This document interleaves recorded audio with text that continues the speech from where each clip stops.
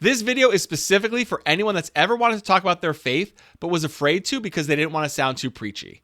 This advice is coming from St. Peter himself, who actually gives Christians a remarkably simple rule for how to do this. In the first letter of Peter, chapter 3, he writes, "Always be ready to give an explanation to anyone who asks you for a reason for your hope." And then he tells us how to do it. He says, do it with gentleness and reverence.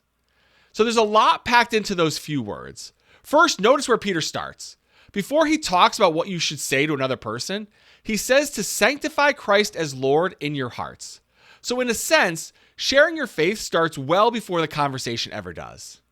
Christ should already have a real place in your own life. And the person in front of you isn't just a conversion project.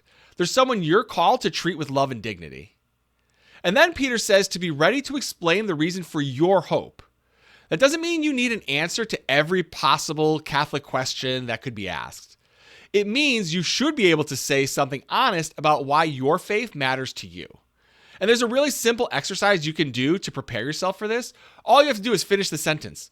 My Catholic faith gives me hope because blank. And just come up with one answer. Don't worry about making it impressive. It doesn't have to be theological. It just needs to be true. So maybe your answer is about the Eucharist. Maybe it's confession. Maybe it's knowing that suffering and death aren't the end of the story. Whatever it is, you need to know why you have hope. So here's what I think that can look like in an ordinary conversation. Listening to what people are actually saying, answering that specific question, and then giving them room to respond.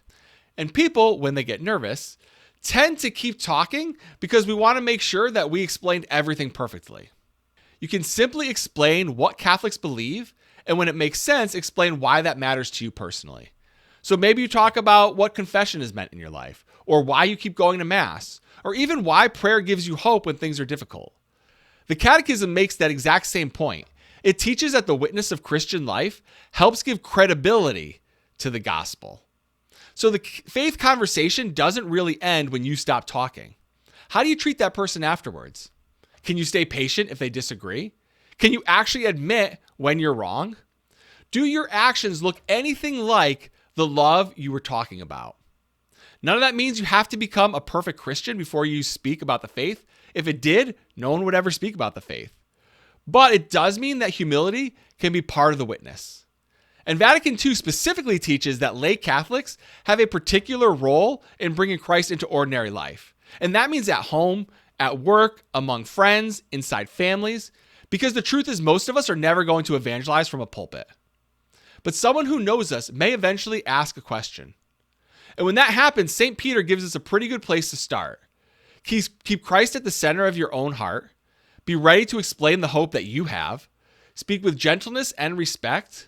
Let your life support your words. And trust that God will do what needs to happen next. You can't manufacture another person's conversion in one conversation. You can, however, offer honest reason for your hope, treat them with love, and leave room for God to work. So before your next faith conversation, finish this sentence. My Catholic faith gives me hope because, and then come up with your one honest answer. Because that's something worth being ready to share.